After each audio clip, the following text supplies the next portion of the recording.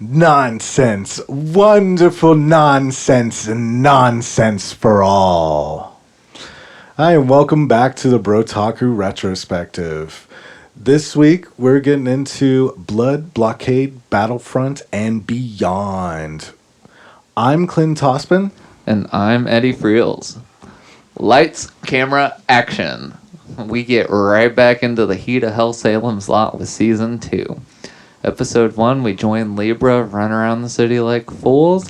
This time, we are intercepting the President of the United States into Hellsalem's lot, or a president of something, as a diplomatic ambassador. And Pretty much.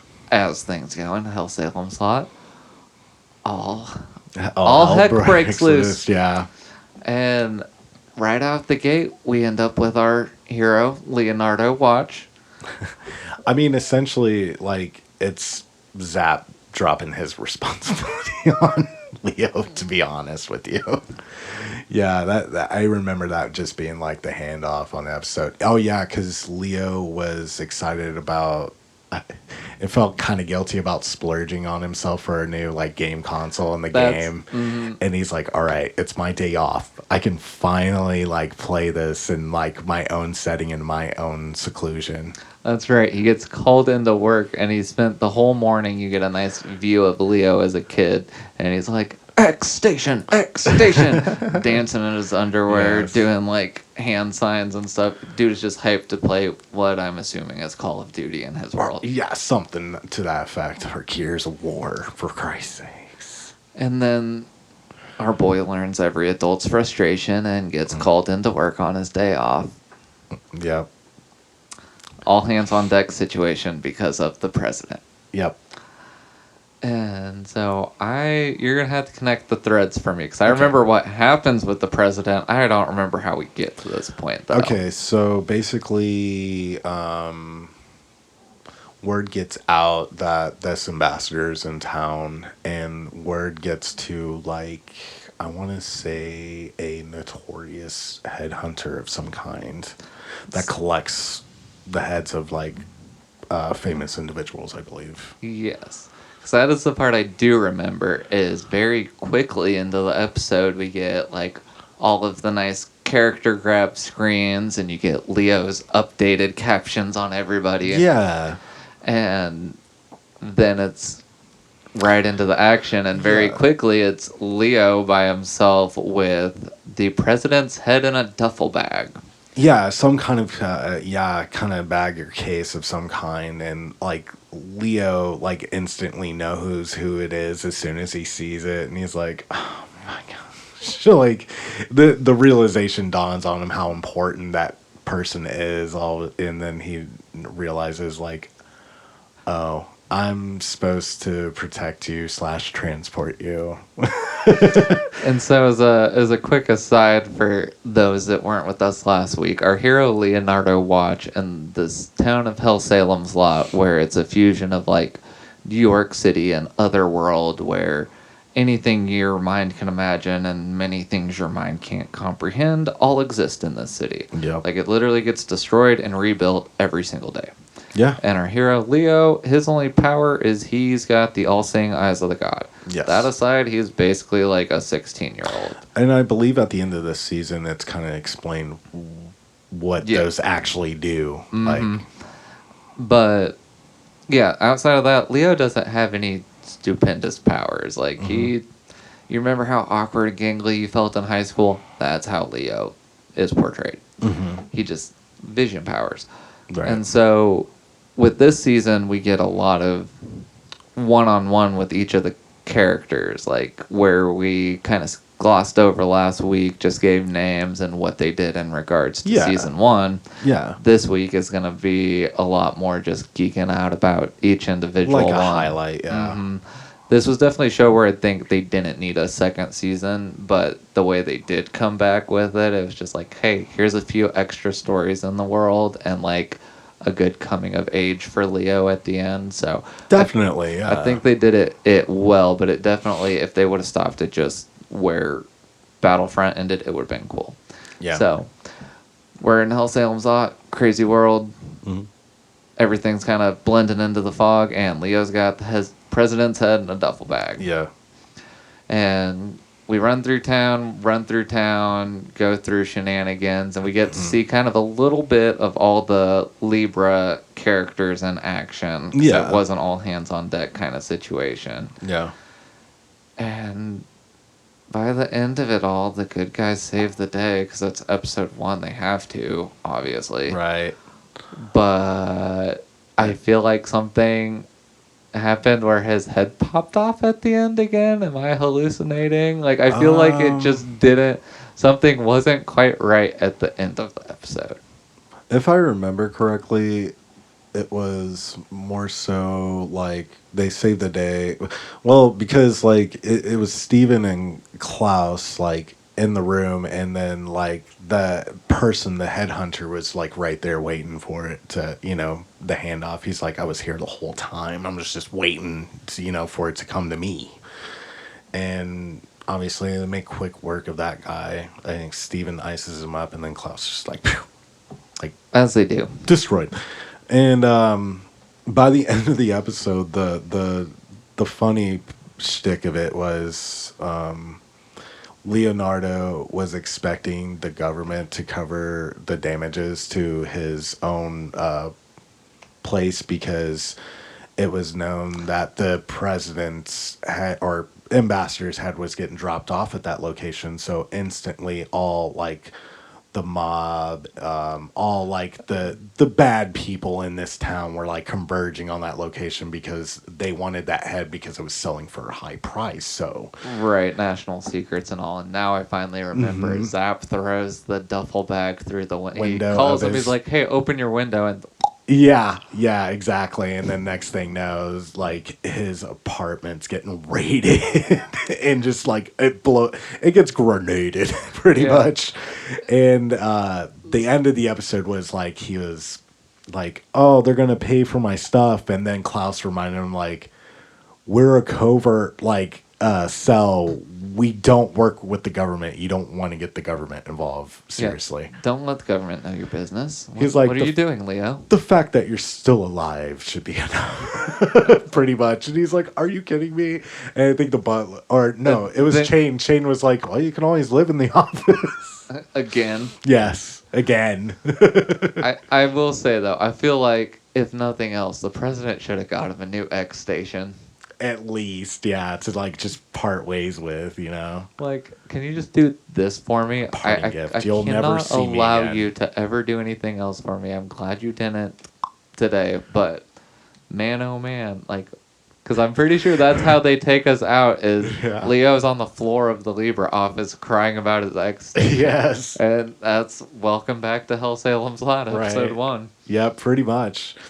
And then like leading into that, like our next episode's a little bit of a bizarre one too, because like it kind of opens up with Zap being transported to the closest hospital, and I think they're kind of like trying to figure out like what the nearest hospital is, and then that one pops up, and I think they're like, okay, good enough. Like they drop him off there. Right. Yeah. So they're traveling through the fog with Leo and Zap in a helicopter, and they're flying to whatever the local hospital is, and out of the fog emerges this massive building with like a humanoid figure coming out of the front. Right. Yes. But it's got like a big green cross on the front, like the universal hospital symbol. Yeah, good place. And so like, I guess we're dropping you off here. And they drop them off on the helipad, and that's opening up a Phantom Hospital ward rises. Yeah.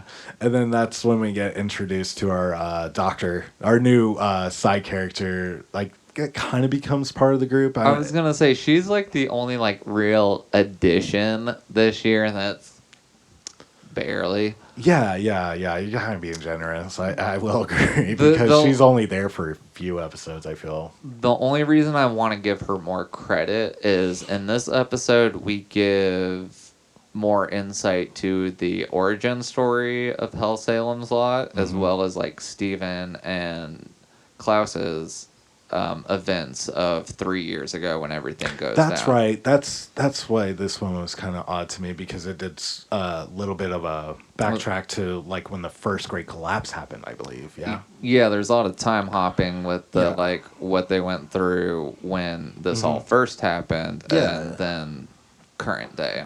Right. And then yeah, all the events kind of just happen in like a similar fashion, I believe. Deja vu is kind of like the theme of this episode. Yeah. Very Yeah. much so. Yeah, for sure. Yeah, there's some the blood breed that comes out too, like the same one too, makes an appearance again. Only this time, the doctor gets revenge on the dog looking demon thing. Yeah, I don't know exactly what that thing is. Yeah, vampire has. We're just going with demon dog for conciseness. That's something. Something like that. But yeah, so 3 years ago when the events were all going down, and it's the first time everybody's experiencing the buildings floating out of the ground. Yeah. Which, that visual. Oh my god. Yeah, it was kind of bizarre in of itself, and kind of like awe inspiring. Oh, like just like Yeah. whoa, like I felt like all the same tricks they pulled with the finale of season 1. They're like, we're just gonna keep doing that. Which, really great visuals. Yeah, the fact they put the extra time in that was fantastic. yeah. The animation was pretty breathtaking at that part for just that alone. And so, in the origin story, Klaus and Steven are going through town trying to do what they can to help where Yeah. they can. Yes. And they stumble across this girl who her parents are nowhere to be found, passed Right. away, something. I don't know. Right. But they take the girl with them, and they're like, we're going to go find a hospital, drop them off. Right. Cool. So we find the same hospital that again. we're introduced to at the start of the episode, but 3 years back. Right. And Klaus and Steven have a big fight with a blood breed's pet. And while that's going on, they had left this girl in the hospital. And There was a timer on this too, as well. I believe. by the point they finished dealing with whatever dog, the hospital in its entirety had vanished. So we cut back to present day and going through deja vu, and Steven and Klaus and Leo and technically Zap is off in the background. Yeah. Are in this hospital, and we run into this little chibi in a lab coat that seems to be bossing everybody around, knows everything. Yep. Looking real familiar to both Steven and Klaus. Yeah, they just can't put their finger on it quite yet. Yeah. And one of them runs into Klaus and just gets like red face and just cannot Just embarrassed. runs off. Yeah. It's cute. And somehow, in a very short couple second time span, all these different versions of her run into Klaus, run away, and then run and like convene on themselves, and they all like blob together. Yeah. And we get introduced to who this character actually is, which I wonder if this is going to show the name. Find me a second, I'm filibustering. You're good. This is great podcasting. Well, can't find the name, so she is just the nurse for the rest of the episode. Yeah. So anyway, they realize that this girl is the nurse they dropped off and lost 3 years ago. She looks quite a bit older, and they go through backstory, what happened in the time between, and it turns out that on the Alterworld side of things, that they were also going through collapse and chaos, and things weren't great on their side of it either. So the more pleasant of the Alterworld beings went to their equivalent of a hospital. And so there's this being that, to my appearance, is a book on a staff. Yeah. But is apparently like the keeper of all medical knowledge. And our little gal nurse makes a pact with this creature, like, hey, give me all the knowledge and the ability to help save these things, and like I'll be your hands. Kind of like the exchange between Zap and his master, although Zap went through literal hell Oh, yeah, I was training. gonna say that's the only other character in the series that looks similar. I think, yeah. That's the vibe it was giving me, because I'm just like, this being's all-knowing, apparently been around for a while, kind of same themes going on. And so we get a nice little reunion. Right. It is broken by the blood breed of the past wanting to come back and finish what he started, basically, since the hospital turned back up. Right. And Klaus and Steven put it down. Yeah. And I think that story was more enjoyable for the painting the backstory aspect than anything, because I think the deal with the problem part of the episode was like that long. Yeah, pretty much. And I mean, it kind of helped that Leo was there. They finally sealed that dude at that point too, so he's gone. Yeah, they had all the right characters for that issue. So yeah, exactly. And by the end of it all, the hospital does not phase back out of reality. So Hellsalem Lot has gained all this medical knowledge and a new hospital facility. Exactly.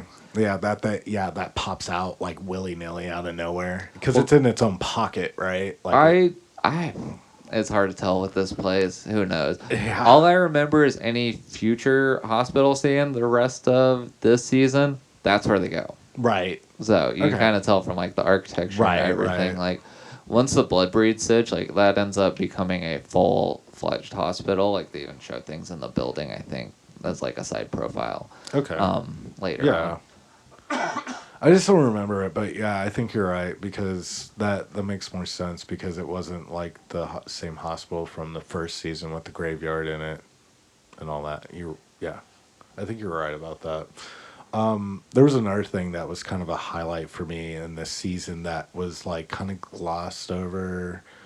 I want to say after I watched it initially the first time, but like the dynamic between the teamwork between Klaus and Leo's become more refined, where Leo uses his eyes to reveal the vampire blood breed's true name, and then he's got like a translator app.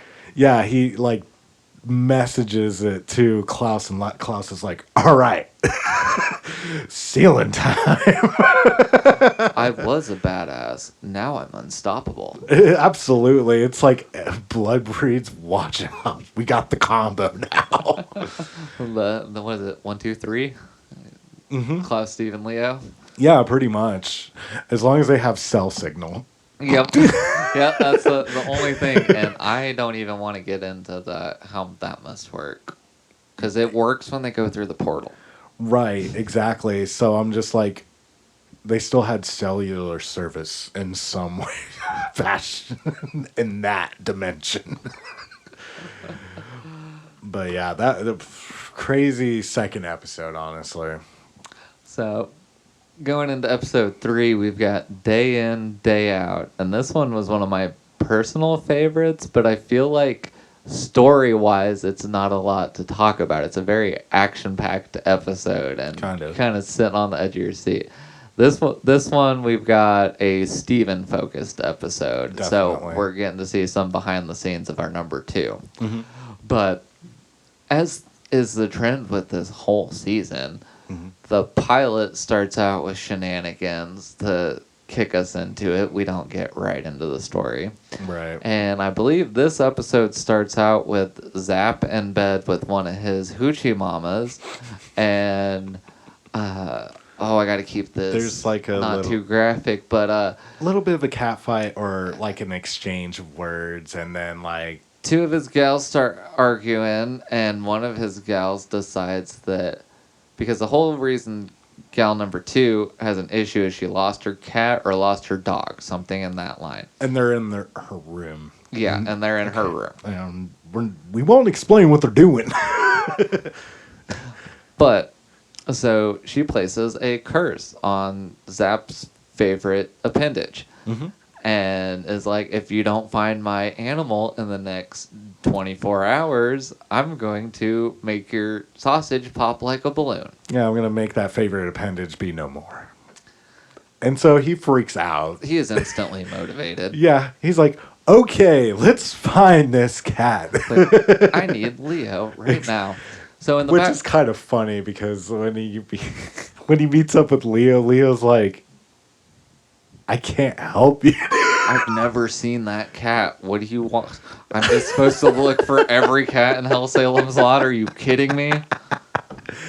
That being like one-dimensional thinking. I mean, I don't know what other option he would have had. Nobody else will deal with him. Right, exactly. So that's running around the whole time in like the background of the episode. Which was kind of your slapstick comedy in the background. Yeah, So. Zap and Leo's animal finding adventure. Mm-hmm. But up front, we've got a story with Steven, and it looks very low-key up front. It's like his maid, who is an alter-worldian, looks kind of like a... For me, it looks like I would imagine this would be like a fish. Yeah, some kind of fish planet. Mm-hmm. And I feel like the episode starts out with like some weird discrimination on that aspect, and so it makes Steven look better by proxy because he treats her like a regular, I want to say human being, but in this world that's not quite the valid statement. So he just treats she's her a like maid, like how you would see people treat their maids, at least people that have some humility. Yeah, I would say combo of humility and means. Like he talks to her candidly like a friend. It's pretty cool. Yeah, and he's having a party that night is what he's setting up for, and he's like, "Hey, can you make your famous roast for me?" Da da da. And then once you're done setting all this up, I want you to take the night off. Right. And I remember the first time I was watching that, I was like, "Are they setting us up for something weird?" Because they did the kid discrimination scene a little bit ago, and now he's like, "Hey, don't be here tonight." I'm like, didn't go that route with it, but it was just as much fun. I don't know. I honestly feel like it's just better to go the TLDR version of it. Right. Turns out all of his friends he thinks he's hosting have been bought and out by enemy units, have cybernetic augmentations. It goes through a whole scene where like he's breaking the news to the baddies. He's like, I've known that from moment one. Flashbacks of him like it does the Sherlock thing where it's like pause time. Hit head, cause this, hit this, cause this. He does that to them as he's literally frozen them. So I guess it is deducting it. Yeah. He's being the deduction narrator to the baddies, and they're having to listen to him before he decides to. Yeah, because he froze their blood. Like so at the beginning, like when they when he's like kind of walking them in, I guess into his loft is what it looks like to me. He trips and falls, and at that instance, a little bit of his blood like goes out and just like sticks into everybody, and apparently it's like kind of like a parasitic effect almost, like a symbiotic. Well, not symbiotic, but like parasitic, because his blood technique is the Esmeralda freezing technique. So he just freezes these people in place, like they're just like.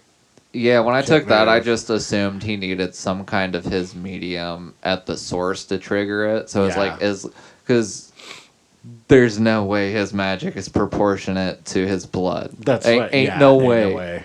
Like, you see him just, like, do whole skyscrapers. Like, I'm going to turn you into an iceberg.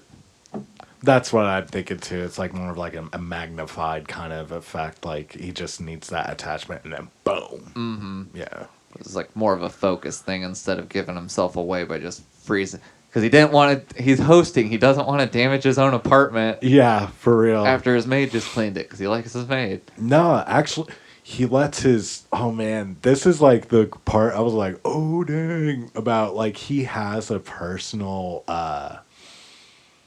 How do you want to say this? Like cleanup crew. Yes. Yeah, I was going to say at the end of the episode, that was the part that got me the most, where you see the pros of Steven being the number 2, because like you don't think about it because he's like just always there and like he's got a fatherly in the background. He's got a side gig. Like he says like I think he states like, He's this like, is at my discretion, right, pretty much. these are my people. My boss doesn't know anything about this, nor is he. And I am not as nice as him. Exactly. This is like the Yakuza gangster side of him, pretty much, honestly. You're like, oh, suit wearing, scar having, I see it. He's full on gangster for real. No joke. That's Steven. Yeah.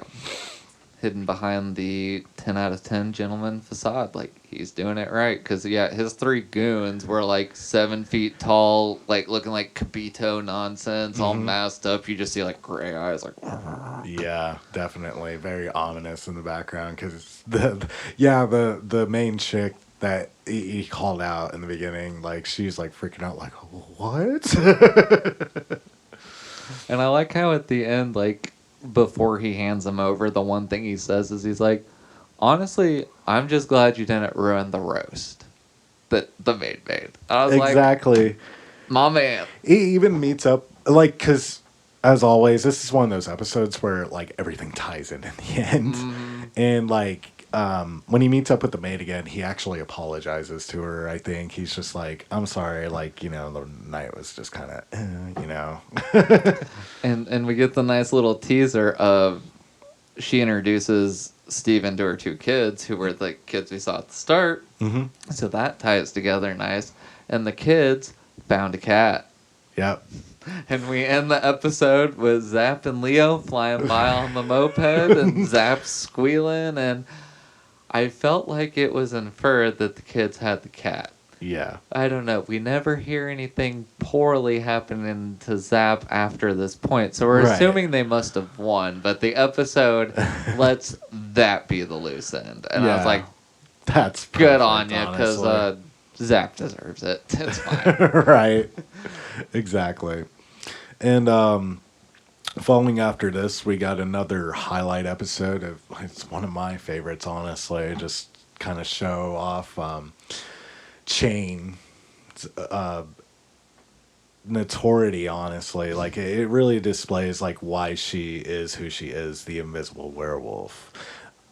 I'm just gonna let you take this one. I'll chime in a second. No, you're good. Honestly, the episode kind of starts out like Chain's in a group with other women, and apparently those other women have the similar ability of Chain, which she doesn't. They don't necessarily disappear. It is explained in this episode that they literally wipe their existence from that time to the smallest molecular level, I believe.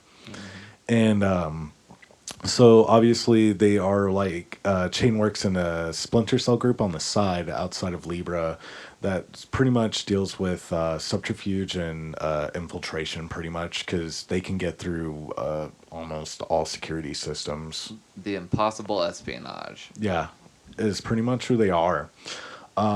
So in this episode, I think they are tasked with taking down a military base that's launching a nuke, I want to say. A nuclear warhead. Basically starting some crap between 2 countries that doesn't need to happen. It kind of is one's own self-interest type of thing. But on this timeline, and I think they dealt with this dude sometime in the past before, I want to say. At the start of the episode, I want to think that there was something like this. It's alluded to that Chain slighted him somehow. Like, he has a thing against the werewolves. Yeah, and her in particularly, I want to say. I'm assuming so, because, I mean, she's like the top dog. Like, doesn't brag, but everybody's like... Oh, everybody kind of, like, likes her, and yeah, even one of them actually looks up to her, I believe, as, like, a mentor. Oh, yeah, because she tells that chick, like, hey, you need to find the thing that ties you to this reality. It's very important. And she, like, keeps asking her, like, what is yours? I'm not telling you. You need to find a personal one, but I am not telling you. Exactly, because it's that one thing that is so dear to them, because that is literally their anchor in this reality. Because if they disappear with that being, I guess, gone or whatever, they will never come back. Yeah, It's kind of the that was my highlight of the episode, but we'll all get things in time. yeah. Her tether, oh my, I was Yeah, for done. sure. My favorite highlight in this episode was kind of like they go in and they synchronize, shut down like the facilities security systems on the outside. So now they have the main system open. Only this time there is a Was that ex ex werewolf? operative, yeah, ex operative that kind of She she set makes a the deal. field. Like, Yeah, she instigated all this. She did the whisperings in the politician's ear. She's like, "Hey, you want to get back at the werewolves?" And he's like, "Oh, yeah, I want to get back at the werewolves." He's like, "Well, you gotta do." yeah, pretty much hits his buttons in the right places. And only this time she made a deal with some kind of demon, I want to say, or some Yeah, it was entity. one of the 13 kings. Kings, yeah. But this particular one's was like It's his realm was senses. sensory. Hmm. Yeah, and apparently, which makes sense. Human beings see like 0.00 something of the spectrum. Yeah. So as you increase that number, I bet you start go to see insane. more. Yep. Yeah. So he's kind of a mad god, but making a pact with him, you gain kind of like Rock Lee's gates. You get these various gates that open up perception to be able to see further and further. Like it expands upon like your five senses to the sixth sense, more or less, and all the way out. It gets ridiculous, I want to say. Right, and with being that former ex-operative, she knew how all the werewolves worked, and she's like, They always I'm have gonna- that one trace, right, and I I'm will gonna find it. cinch you as you're falling down. As long as I can get the smallest shred of you, I've got you. And she kind of has this weird, like, kind of like I want to say this is her ability that she's using. Like, she's able to like ghost arm them all in Yeah, place. she's like a Shiva. She's got 6 arms for whatever purpose. Right, and they're all like in different places all at once too. Yeah, she basically materialized her hands inside all of their chests and was like, "Hey, I'm gonna squeeze." Yeah. And held them by the throat too. Yeah, I believe it's like I can squeeze either hand, and you'll, die slowly, or be killed, So- quickly. But the one she really wanted was Miss Chain. Everybody else was just means to an end. Right, exactly. Like this is kind of like case scenario of like outcast girl trying to get revenge on the popular girl kind of thing. And this the highlight of the episode that I was going to get to, Chain literally knows, like, okay, I see what you're trying to do here. I'm going to challenge it though. She's like, so what Chain does is literally, and this is why she's just hands down the coolest, of the group to me. She completely disappears from existence. And the ex operative is just like, where did she go? And just like literally overloads herself sensory wise. Right. Chain keeps pushing the boundary. She's like, "I'm over here," and so the operative's like, "Okay, next gate," and she's like, "Now I'm over here. I'm further Next away gate. now.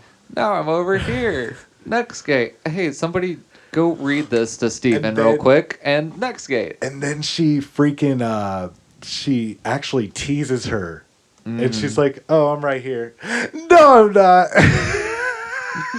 Because like the chick realized that's what she did too. She's like, she was just toying with me. She actually just appeared on purpose for a second, and then yeah, it's such a flex, dude. Like, I was so stoked when she did that. I was like, And I It's feel so like funny. this show pulls a lot on like gag anime trends, which is how crazy the world is. So it was fun to get like a more subtle kind of humor where it's just like, the characters playing so well in their own field that it's like just a joke to them. It's a day in the park as far as she is concerned. Exactly. That's why she's top dog of her side or hustle. Like that's why she's looked up at. But we got to talk the thread. The ending, yeah. Oh yeah. my gosh. Yes. So she chases down to the edges of oblivion and fries the operative senses. Our heroes come out on top. We stop the timer. Everybody goes home happy. But Chain is now too far gone for anybody to get her back. So the Werewolf Association has like a way overprotected box and sealed in what I'm assuming to be like a hermetic glass case or some nonsense like that. Has like a piece of paper that says what each of the werewolves things that tie him to that reality are. Yeah. Yes. And earlier in the episode, we get a scene where it kind of hints at it. But they hand the list as they're going through it. They give the list to Steven, and they're like, Steven, you need to go into Chain's apartment, and you need to read what is written on this sheet of paper. And so Steven opens the door, or knocks, opens the door, and he's like, Chain, I've dropped by for a visit. And the camera just pans out to Chain's disgusting hoarder apartment, and she's got like 3 jumbo trash bags. She is a drinker. That was the thing that was, I think it was earlier in the season, like it kind of shows off. Yeah, because Leo's wallet gets stolen, and she's like letting him get bugged every time, I think, because Leo tries to take the approach of trying to stick up for himself, and then like he keeps getting beat up repeatedly. And then she finally appears in the bar and is like, I'll let you do whatever you want to me if you win in a drinking contest. And then like she just slams drinks like nonstop back to back. And so her pastime is like drinking profuse amounts of alcohol. Yeah, apparently when you can just atomize yourself, you lose limit. Which, with how her control is, I bet you probably just detox her liver in real time. Yeah, just as she's doing it. I mean, sheesh. Yeah, because I don't remember where it happens. I think it was season 1 on Chain's day off, but Chain and the girls go to and drink the restaurant out of all their wine cellar. Yep, I remember that. Yeah, that kind of hinted at that. Like, there's something more to her than just popping out and, fading out, popping in all the time. Yep, homegirl is a dirty, dirty hoarder. Big time. And it was so funny when the look on her face, she was just like freaking mortified that somebody showed up. And it was Steven of all people, too. I think that was someone she respected. her boss, pretty much. Yeah, my tether is my dirty apartment. I am mortified of the aspect of anybody seeing it. Which makes sense, like, when you put it, like, when you say it out loud like that, like, oh, yeah, that would be the one place you wouldn't want somebody to see. Such a great episode, but that leads us into your favorite one. Yeah. So, episode 5, we've got One Butler's Blitzkrieg. Didn't get that one out very well. See, they're going to get you with the title. They're going to get you with the episode. This whole series is just tongue twisters everywhere. One B's. Butler's Blitzkrieg. And naturally, it is about my dude. Literally emphasized. But yeah, so dude's freaking awesome in this episode. Yes. Man. So we finally get Butler backstory. And it starts out where Again, I'm terrible remembering the episode's beginnings, but it starts out with Gilbert getting a spine injury. And they were doing a delivery, and just out of nowhere, like a big limb of some monster creatures just like clank, and you just see his whole body just do a... Yeah, it literally does an x-ray, and you see 2 vertebrae just pop out to the side. Yeah, his literal spine slips, dude. I'm just like... I cringed. And so they take him back to the office, and the rest of the opening bit, like, you just see, like, him, like, wacky, barely, wavy like, tube guy, like... standing up like he needs a splint for his whole upper body support. And so, with Gilbert being Klaus's basically personal butler, because we get a little bit of backstory into Klaus about apparently his family is, like, very old money. Yeah. Comes from a long line of something or other. Yeah. Because his butlers have a clan. Like, there's a whole clan of butlers that dedicated serve to the Reinhardts. Yes. Yeah. And so, when Gilbert gets hurt, and the matron of the Butlers Association, hears about basically. this, yeah. She's like, I'm going to send backup. I'm going to send help for you. And he's like, no, please don't. Please don't. She's like, it's fine. I got someone. He kind of needs training anyway. So, like, show him the city. Yeah. But we're going to send you a replacement and let you heal. And so it starts out with, like, Gilbert in the background playing, like, video games with Leo and just, you know, letting a little bit of backstory about his life, and you're getting more of his easygoing side. And Yeah. I'm a time skip, and we get replacement Butler, and he looks like season 2 Kirito, the Gungale, where he's got the long hair. Yeah. He's kind of like a heartthrob looking dude too. I mean, he's depicted as a handsome, long-haired gentleman. Big, buff, sharply dressed Butler, long black hair. Yeah. And he's got a chip on his shoulder, super big. Feels like he's got something to prove, more or less. Yeah. He's got in his head that he should just be able to replace Gilbert as Klaus's head butler. Altogether, yeah. Gilbert's just so old. Like, why does this geezer have this job? Right. Like, and so he's like, gung ho, I'm gonna do everything. And the whole office is even surprised because he made tea for Klaus, and Klaus actually drank it, which is apparently a whole thing. He liked it. Yes. Yeah, because I remember Chain's like, he liked it, and Steve's like, shut up. Yeah. Chain and Steven are watching around the corner like, he made Klaus tea? Did you drink it? Do you like it? Yeah, they just can't believe it. And you get like the little far away of Klaus with like a little glowy. Right, because I kind of like made like a sitcom comparison of his type of Klaus's type of character, and you know, like the chief of the Brooklyn Nine-Nine show. Mm-hmm. Now look at what you've done. You made me turn around. Like he's very like, you know, very what would you call it, man of few words type of like authority figure. I'm glad they didn't make him the sarcastic one. I'm like, they funneled all that into Zap. We just got mild mannered badass Klaus. Love it. Yes. And so as he's going through his daily chores, our replacement is getting more headstrong. Like, this should just be my thing. I don't understand why and ends up. I think there's like the computer console thing that he shows him, and then he's like, no, you can't. Yeah, Gilbert's like, you can't look at this, and he's like, yes, I can. He's like, no, your brain can't. No. Mm-hmm. This is Libra, like all the secrets of Libra. If anybody were to find this, it's gonna be bad. Mm-hmm. And so, a homeboy being depressed goes and decides, I'm gonna get a drink because Gilbert said go check out the town, not realizing that this is a town where if you're not in the right place, a whole bar can be a trap. Certain places you go to, you've got a single-digit percentage of arriving alive. Like. So he goes out, gets drunk, tells barkeep that he's working for Libra, and they go, "Oh, hot dog!" And they do a brain surgery extraction. Yeah, they do a brain extraction, which I don't understand how they pilot the vessel with the brain in the jar. But so, like, when they panned out, like when they. I think when he reveals what happens to him, like his one eye is all gone.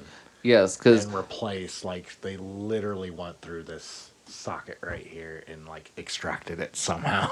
Yeah, because he ends up making it back to Libre HQ, and that's our first view. He's got a unique eye patch situation going on. Got a unwilling organ donor type of thing that just went down.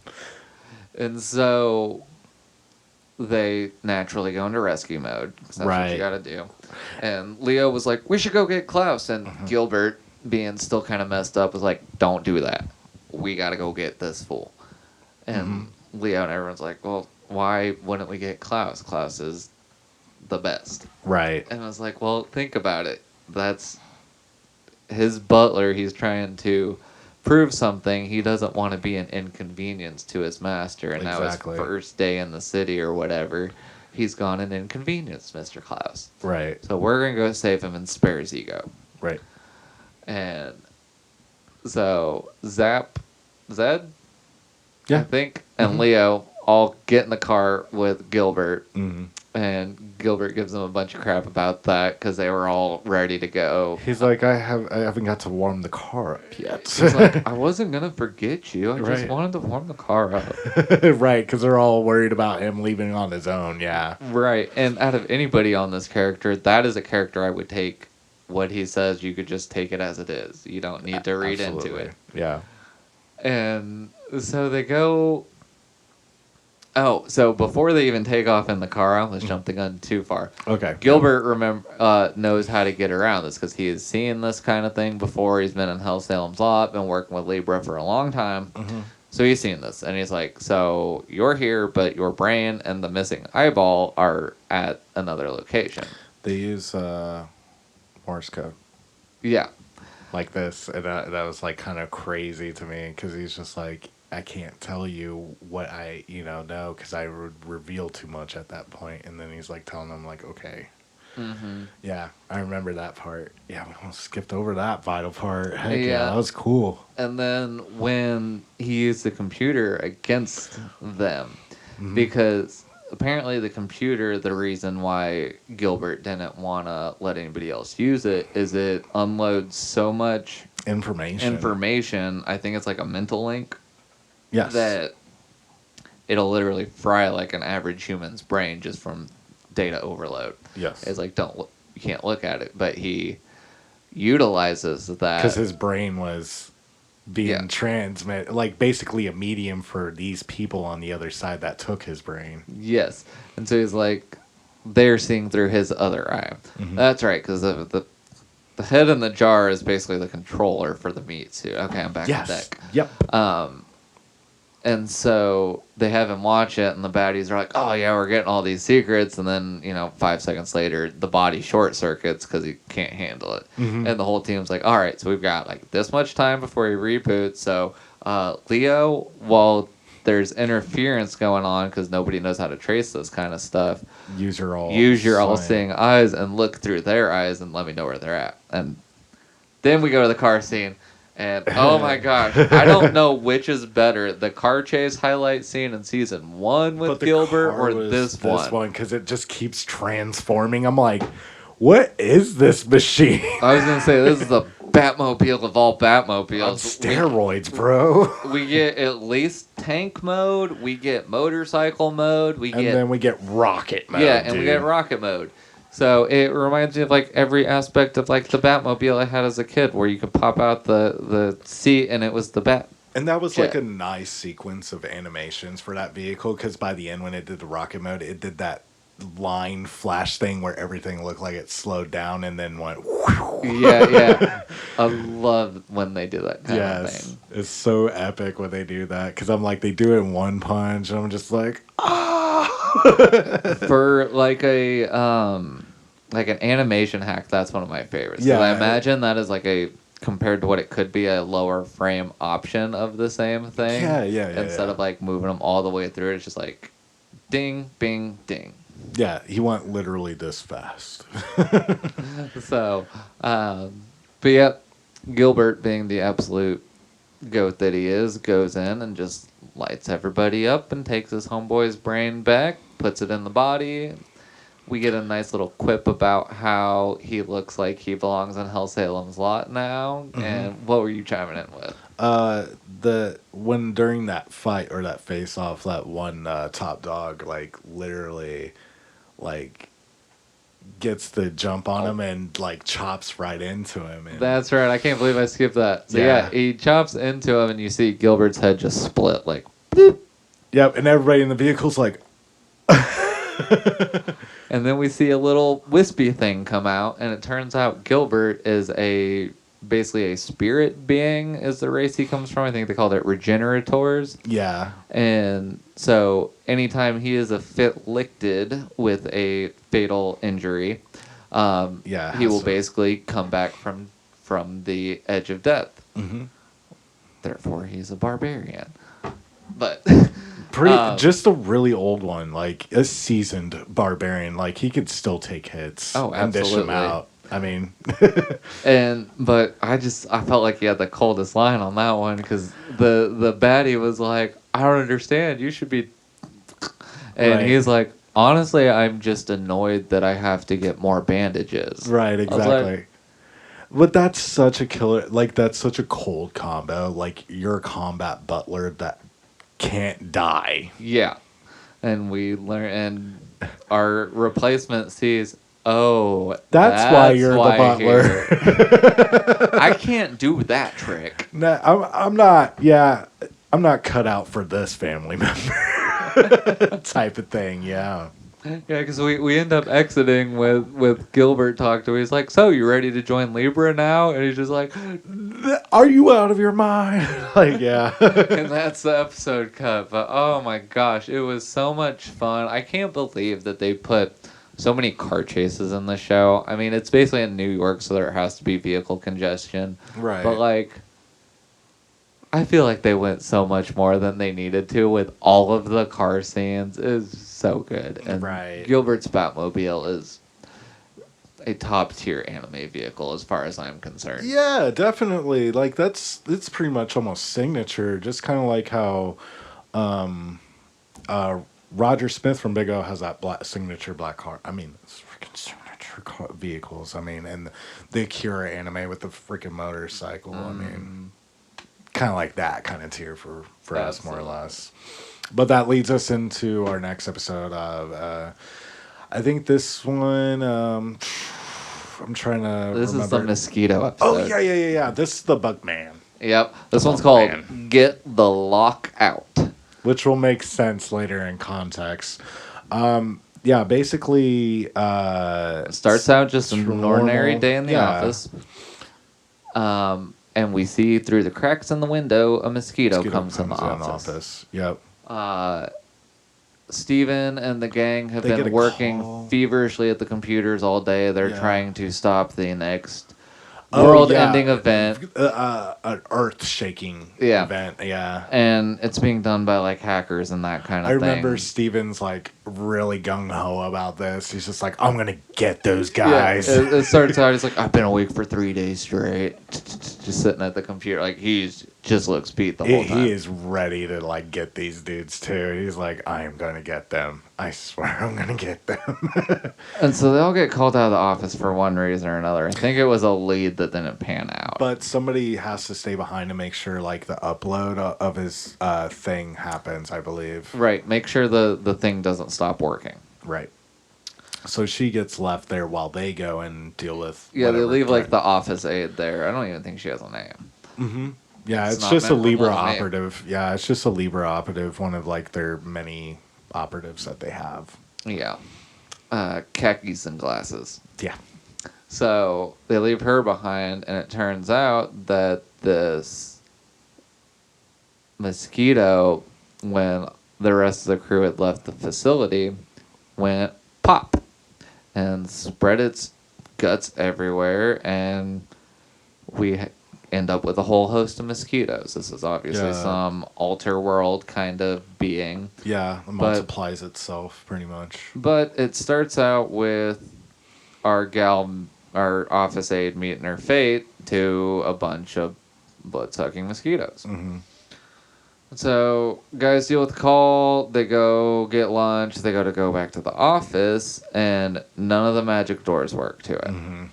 They get locked out. Yep. And this is a bit about the Libra facility.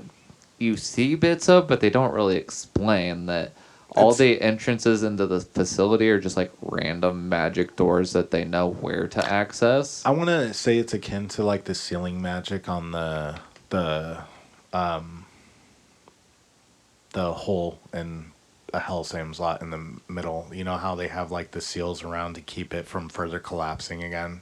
Oh, okay. That security system's like akin to that kind of magic. I want to say kind of like a ceiling magic in a sense. Right. So like phase 1 is like only authorized personnel can go through like the magic door. Mm-hmm. So as our guys are going back, we come to realize that nobody can get in through any of the doors. So everybody gets back together and they're like, well, I guess we got to call a locksmith. Which, first off, I was rolling at that. I was like, for a skyscraper magic facility, there is a backdoor techie to hack into. And it's just funny, like how resourceful these people are. Like they know when I got a guy for that.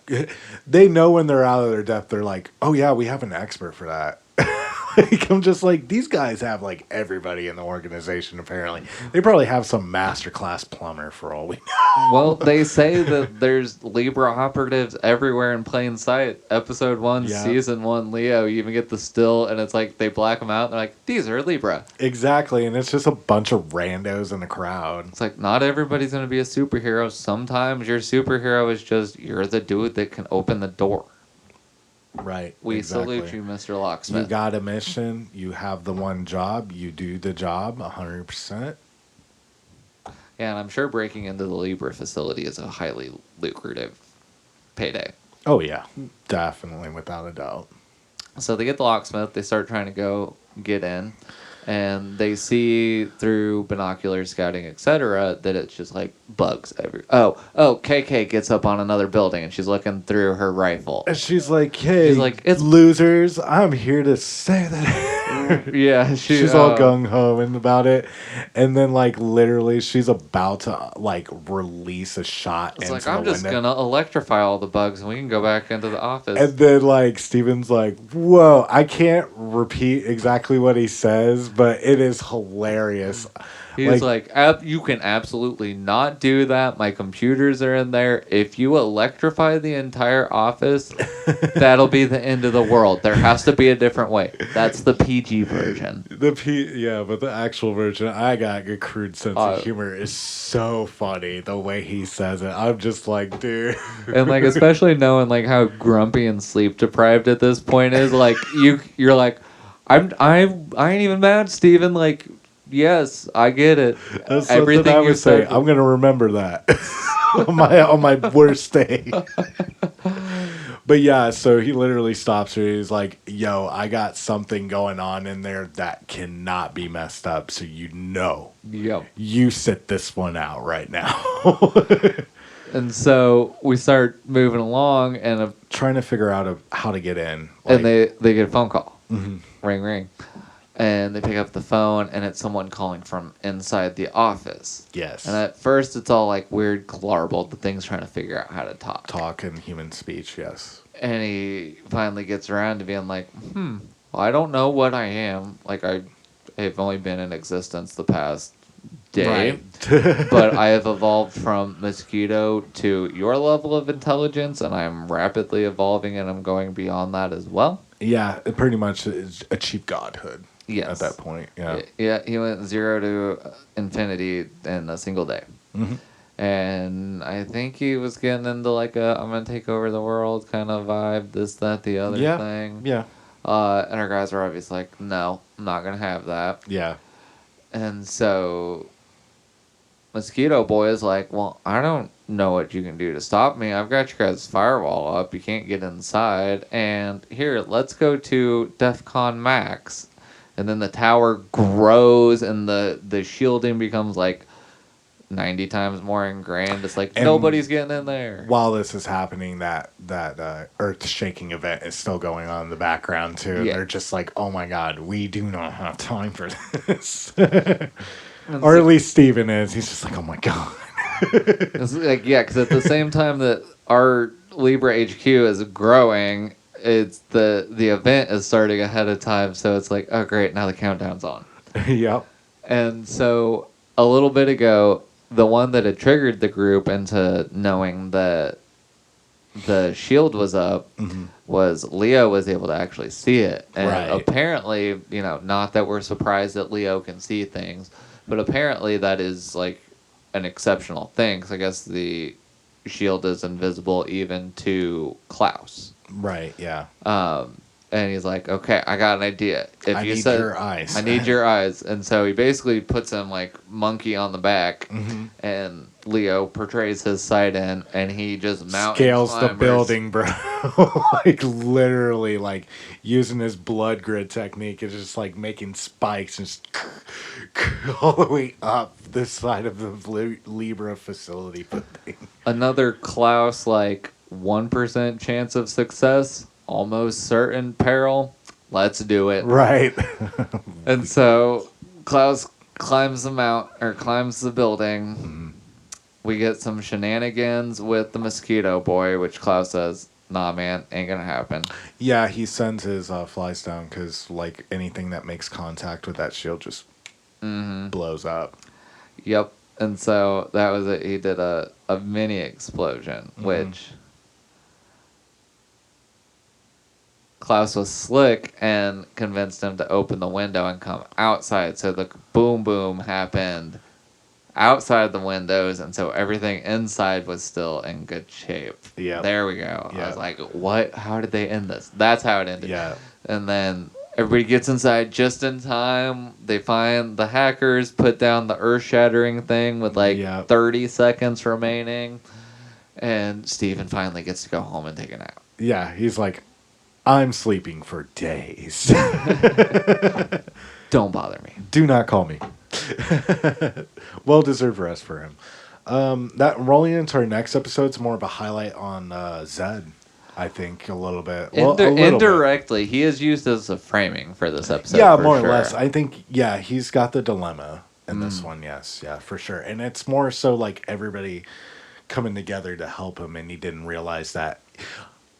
This is the one where he actually feels part of Libra. Yes. That's the episode. Yep. So it starts out with Zap throwing a fit that he's not getting paid enough because, of course, and he gets jealous of the fish guy having a fish tank. Like, yeah, Libra covers their expenses, and apparently they've got a little bit of a commie system there, which we'll leave that alone. But everybody pays into everybody's life-saving things, but with how many hundreds assumed people in Libra, it's whatever. Spread kind of thin, you know. Yeah, so Zap's throwing a fit that he should get paid more, and Zed should have to pay for all his own life support equipment, etc. Right. And Zed gets a little upset by this and goes out and starts trying to find a side job. Dilemma being is nobody's going to hire, and this comes back to the racist undertones of, you know, the creatures and humans. Yeah, nobody wanted to hire the fish dude. And then he gets jumped and so we get introduced to the baddie of the episode. Yeah, some young e-girl looking chick that's like listening to death metal music. Yeah, she's like a super audiophile. Like, I've been messing around in the audio world too long, so I definitely know that guy. But like, I only have the top of the line, ultimate high fidelity sound. That kind of person. Yeah, that's this chick. Well, she racks in a lot of dough because apparently she's like kind of like a global influencer of conflicts. Yeah. I believe. Yeah, so she influences wars. Like, bravo, like upstanding citizen right there. Yeah, and so she just, as many things in this town are happenstance, she is driving by and she sees Zed. And apparently Zed's rebreather or something, so he's able to breathe outside of water. Yeah, he's got a little device, but apparently it looks like this set of headphones that is like the most legendary pair. There's only ever one prototype ever made. If it was ever found, it'd be worth tens of billions of dollars. Nah, she had to have it. And so she makes a phone call, and goons show up. Jump him. Leave him for dead. And so we're taking the next scene. Zed's in his fish tank, and everyone's like, okay, we're going to get his stuff back. Right. Well, they wanted to figure out like why he would like kind of like ditch like that. And I think part of it was that Leo found out like, oh, he really wants to go to our New Year's party. That's remember? It, yeah, that's the premise of the episode. That's the background. Leo's the party planning committee. Yeah, and he wanted to include Zed, and obviously Zed didn't feel like he was really part of but he still had his hopes set high on that. So I think Zed was just trying to, you know. Yeah, because Leo sees the poster a couple days later. He pulls it off, and he's like, we're going to get him. Yeah, it's like, this is the only art in this dude's room, and he's been in a fish tank and looking at this. Yes, we're going to go get his breather back. This is important to him, like more important to him than it is to me. Yeah, it's like, if nothing else, he's going to be there. Nobody else will be there. He's going to be there. Right. And so our team goes off on a whole bunch of Getting shenanigans. his rebreather back / headphones. And I don't even like super remember the chaos that ensues because it's a Zap Leo episode. It's a Zap Leo chain episode. Yeah. Chain and Leo are trying to be like hush hush, like subterfuge, like type style, and Zap's like, "Why are you dudes hiding? Why are you being ladies about it? Or like chickens about it? Just show up, like tell them what's what." And like one of the guards like approaches him, and is like, "Yo, what's up? What's going on here?" And then Zap's like, "Huh, maybe you can help me out. So a friend of mine got mugged, and he had because some they track him down to like a big HQ building. It's like he's walking up to Kaiba Corp and there's just armed guards everywhere. Right, and even some trench coat goons out there too randomly. And I think we see the goon that got Zed too. Yeah. And he does his whole spiel like, yeah, my friend got jumped and apparently some headphones got taken. You know anything about that? And he's like, nah, get out of here. I don't know what you're talking about. And then Zap's like, all right, I thought you'd have that and just unleashes on him. Open up that can of whoop ass. And it was so cool too because I think it was Chain and Leo were like, oh, you really like Zed, and he's like, shut up, no. Yeah, pretty much. And and that leads us into the chick like seeing the audiophile chick looking down and seeing what the commotion is, and she's like, oh, I can't believe they're just taking out my models just left and right. Who are these people getting my cyborgs? Right. And so I'm kind of drawing a blank on what happens after that. But she goes down for whatever reason. She pulls out her trump card, which is a different kind of robot. Right, and I think Chain steps in and is like, does the whole like through the thing. Like she's like, well, you're gonna give us what we came here for, or we'll just kill you. Yeah. Bye. And so she's like, how'd you even know I had those headphones? And they're like, they're not headphones. Right. And so we end the party with, before we get to end with everybody hunky-dory going to the party, we find out that Zed actually had a technique, and he gives them all grief. He's like, I wish you guys would have talked to me before like you went out and did all this, because while I appreciate it, like, not having the breather wasn't going to hurt me. And then the camera pans up.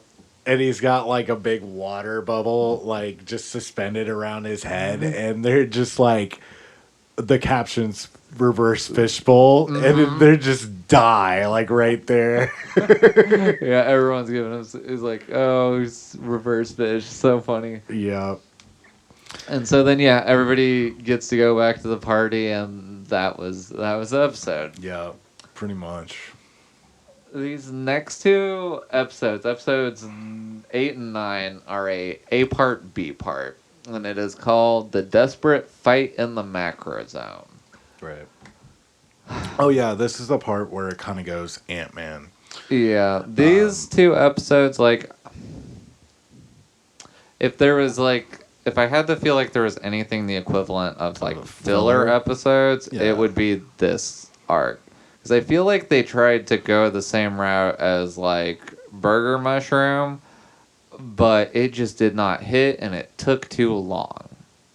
Right. It was, like, unnecessarily dragged out a little bit longer than it should have been. Yeah. Like, I felt like it definitely could have been, like, a one-episode type of deal.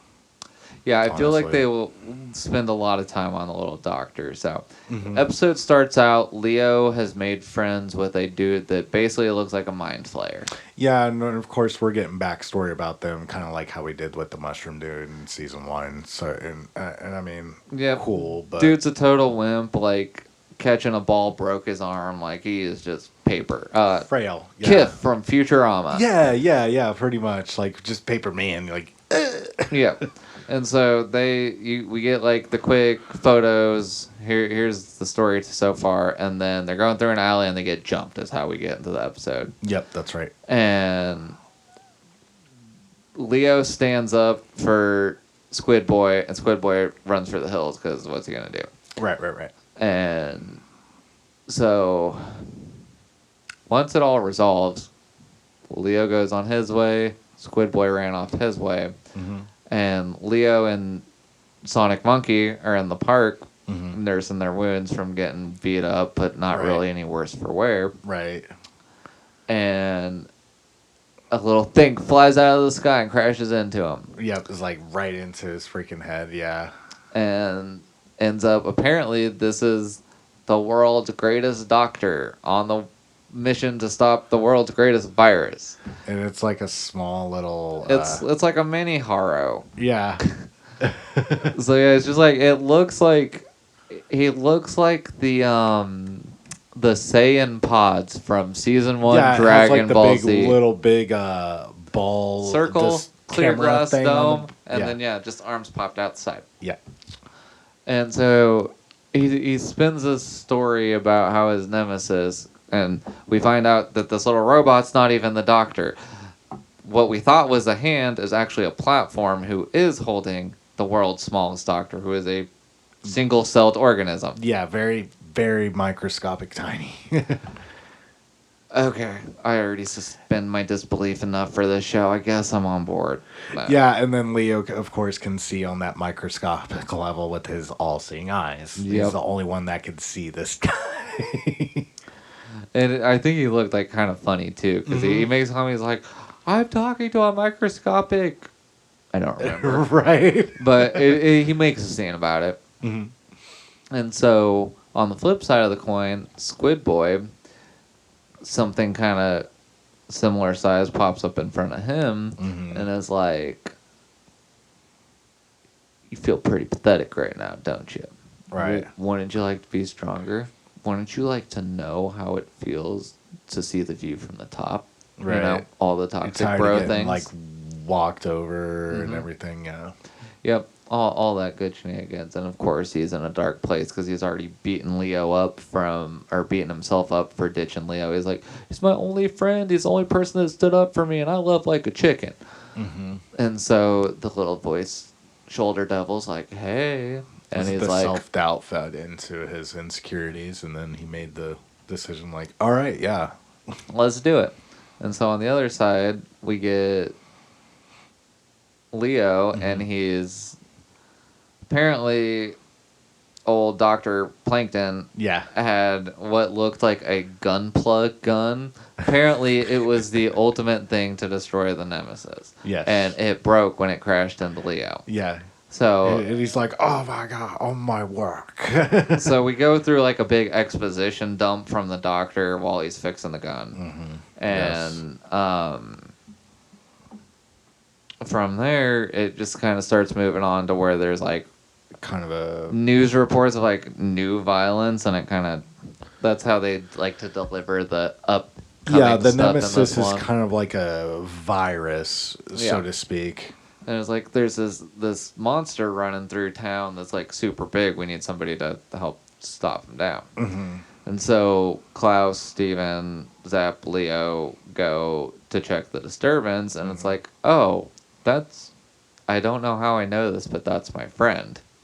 And come to find out, but he's like way, way big. He went from like twig to rock in no time. Almost like a Eddie Brock Venom, like gigantic form. Exactly.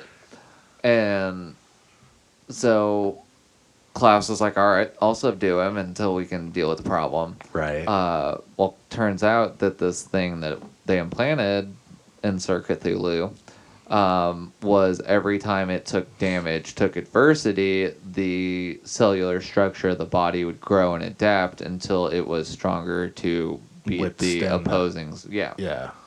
And so through all his bar fights, he was already like 8 feet tall and bulletproof. Right, getting buff, bro. And so Klaus was like, all right, I'm just going to subdue him. And he uses his blood magic and basically tries to make a cage for him. Well, dude doesn't like that. And he fights and fights and struggles. And now we've got Kaiju Squid.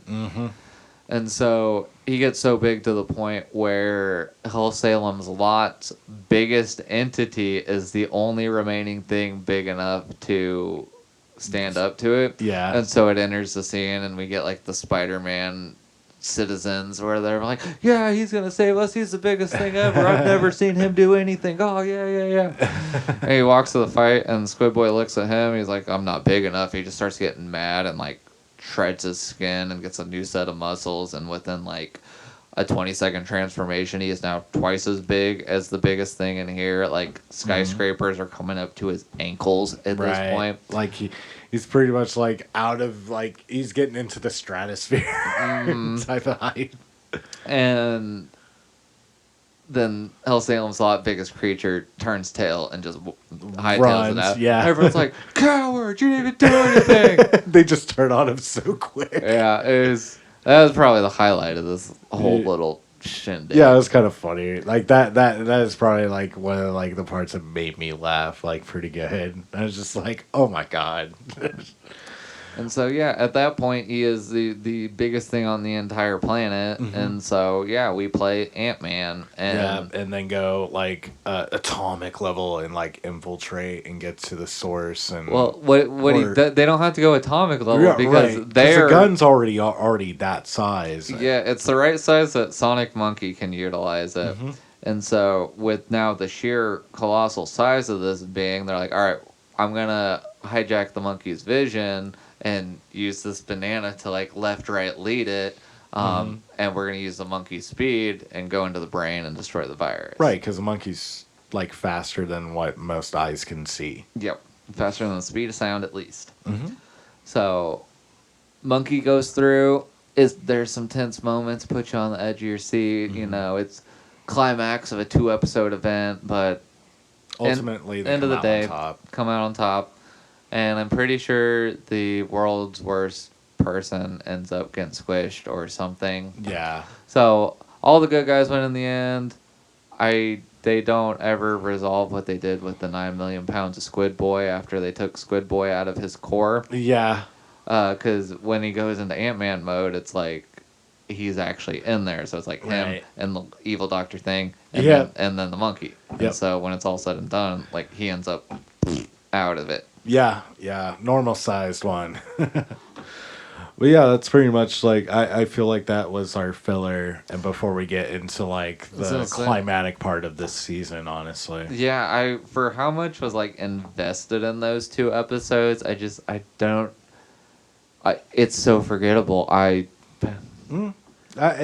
kind of is. I mean, because it just follows like you're introduced to a side character. The story's just kind of like, I don't know, superhero, supervillainy. I mean, it's just pretty much case and scenario. Whereas, like, in the first season when we had the Onion Guy episode, that was just heart-wrenching, honestly. I was going to say, it definitely did not hit the same thing as Don't Forget About Me. I just feel like we weren't the target audience for that episode, I guess, is what I'm trying to get at. I guess so. Who knows? Yeah. But before we get into like climatic part where we got KK's. Yes, we get KK's before the end, and her episode. She's such a doting mother, dude. Like they did. It was such a good choice putting that right before the climax 2-parter, because 11 and 12 are A and B of one tale. Yes. So we get this nice little break in between these 2-parters where we get KK's backstory. And KK is our resident sniper who every time she comes on screen, it's just classified. Yeah. Leo doesn't know anything about her, but yeah, like Clint said, she is a doting mother, and the whole premise of the episode starts out with she is wanting to go to Parents' Day at her child's school. Yes. And she gets last minute called into work for a universe-ending catastrophe on the same day. And it's like she's had to cancel out so many times. And she's like, if I can't do it, my kid's never going to trust me. And she is the Maze Hughes of this one. Yeah, and her kid gives her crap, though, too. Yeah, so they go home and she's like, baby, I'm so sorry. I'm not going to be able to make it. And, she's little kids start smack talking her, and it's hilarious. I loved when it's like, 1 hit, 2-hit, Yeah, 3-hit where combo. she's like, It throws like the fighting Yeah. anime or the fighting game graphics on it. Yeah, that part I was rolling. I was like, this is the best way to personify this. I adore this. It just kept going until it was like KO. And then we get a little scene where we see her and her husband talking at night, and he's like, one day they'll get it. Like, right. they literally, their world exists because of you. So if it wasn't for what you do, none of us would get to be here. Which is pretty true, honestly, because Yeah. I mean, the organization, you know, prevents world-ending events. So Yeah. Yeah, I'm sure there were 19 times this past week. right. So she's like, all right, well, I'm still going to figure it out because her oldest child got her with the worst line where he's like, I quit believing you a long time ago, but you should still try to, you know. Yeah, for my younger sibling, like. And she's like, so that sets her on a tangent. She's like, no ifs, ands, or buts. I have to make this happen. Right. And She's like, I'll make it happen one way or another. so she calls the Libra arms bro, and he's like, you want what?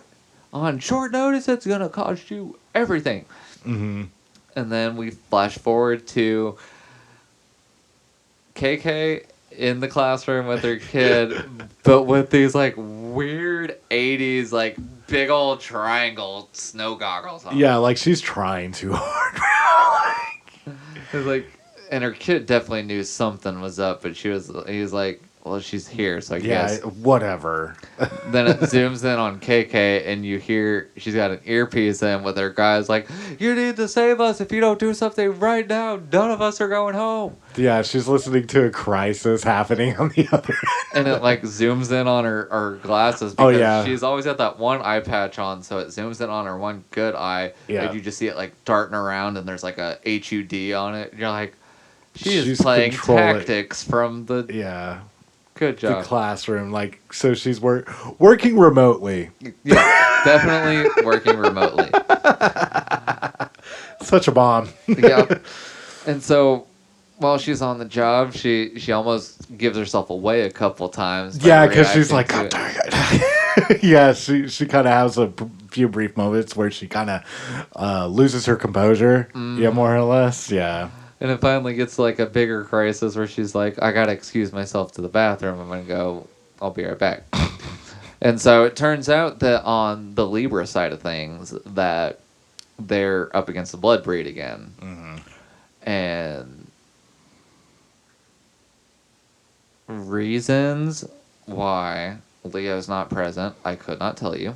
It's Yeah, like he kinda Steven sat out and a this- strike force. Yeah. But I think it's because it wasn't originally intended to be a blood breed problem. Like, I thought they were dealing with like a kidnapping or something. Yeah, the situation turned worse than what it Yeah. really was. Yeah. And that was just like the story for the whole day. It was like, oh, it shouldn't be that bad. Just do this one thing. And then it turned to if you give a mouse a cookie all the way until we get to a blood breed. And so while this is going on, KK ends up talking with one of the other parents who keeps vanishing too. At the same time that she vanishes, so they just kept... Yeah, running into each other. And so they talk and talk and talk, and finally after the encounter where Steven's group is dealing with the blood breed, she was like, that dude, the dad, he's the vampire. He keeps vanishing all the same times I do.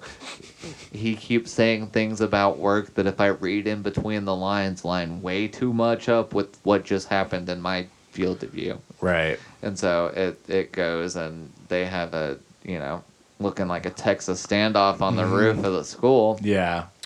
And that they're about to fight, and the kiddos open the door, and they're like, Mom, Dad, it's lunchtime. Like, what are you doing up here? And that split second that the blood breed looked to his kid, apparently KK's, because everything has to come together. KK's kid and the vampire's kid apparently were friends at school. Yeah. And so they both come to get him, and they're like, all right, we'll be down in just a second. And that's when Steven knocks out the thing the Bloodbreed was controlling. Mm-hmm. And then the dude tells KK, like, the only thing I care about is her. Like, I Right. will up and leave town. You'll never see us again. Like, she's the only master I serve at this Right. point. They're kind of like both caring parents, and they're like, you know what? I'll take a day off from work if if Yeah. you're cool with it, And then type of deal. the episode ends with assuming Bloodbreed and his daughter at a diner headed out to a different town. Like, everything looks really normal. Yeah. But yeah, KK is a doting mother. I love when the super badass characters have like that juxtaposition. I'm like, you're my kind of people. I love you. Yeah, they definitely are like a really cool dynamic personality to them. So, but yeah, so that was a nice little character like background builder to KK. Right before we get to our 2-part finale of this season, where we learn more about Leonardo Watch's all-seeing eyes. pretty Yes, much. I feel like they definitely tied this together to like have a nice bow on the end of everything. Yeah, 'Cause definitely. we actually end the KK episode with Leo, and he's getting a call from his sister, and she's like, "Hey, Hey, I'm gonna be there in 3 days. and that is what takes us into this finale is Leo's sister Michaela is coming to Hellsalem's lot I because like- she is engaged. Yeah, so yeah, that was the part because he's like, and then like she says, I'm bringing my fiance. He's like, and like when he loses it, everybody else in that I think what is an internet cafe that he was at. Yeah, everybody gets his eyes go all-seeing crazy. eyes, and like people start like pulling out guns and stuff, like going nuts. Yeah, he's the only person that walks back out of that cafe. And such is the chaos of Hellsalem's lot that Leo doesn't even think twice about it. Once he gets his composure, he just walks out. He doesn't even know what his pain caused everybody. Yeah.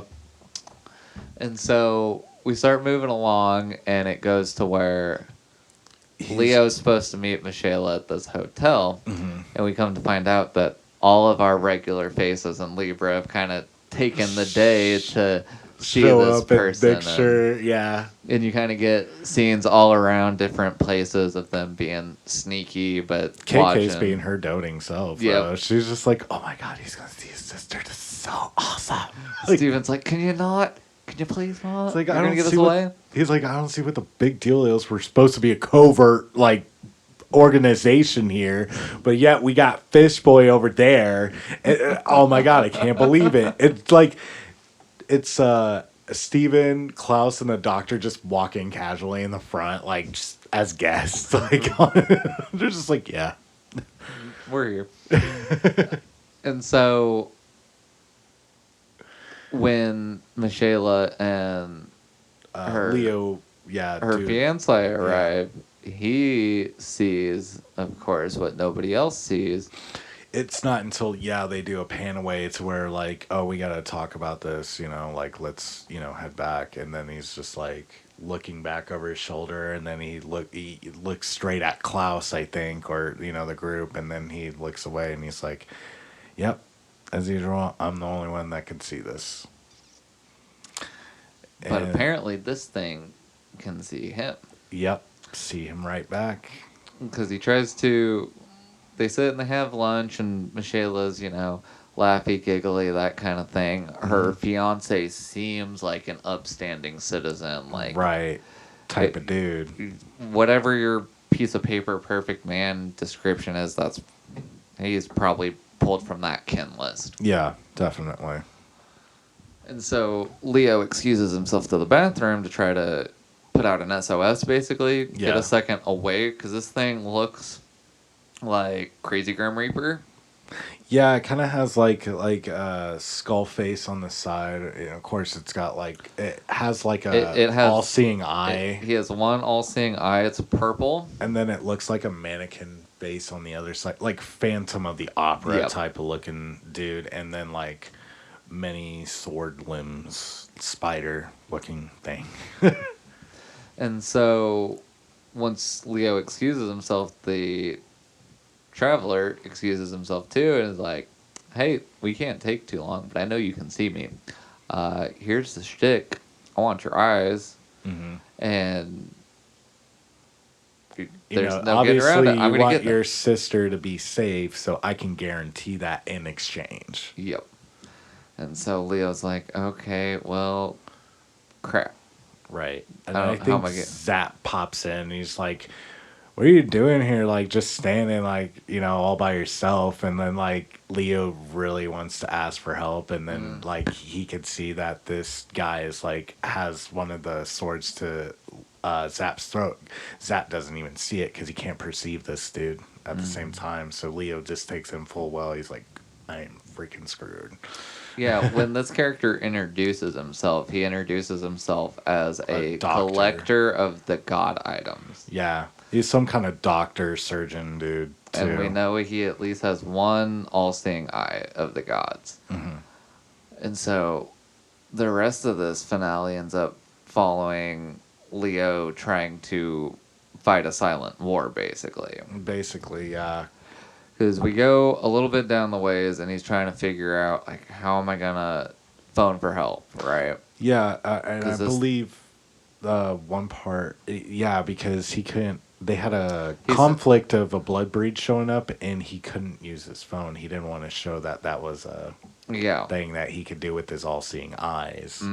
He's trying to keep that secret because, yeah, so he ends up, the party excuses themselves.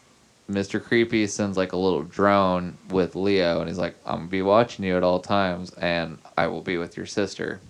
Yeah, and it's about around this time Leonardo starts to realize that he knows his sister knows, or has a hunch that she's in danger, and she's just playing along too. Yeah, he's starting to pick up, okay, she is to the best of her ability playing the silent game. I am to the best of my ability playing the silent game. And so then, yeah, we get the disruption call where he's trying to figure out how am I going to pull this off, get some help, when Klaus is like, hey, blood breed, all hands on deck.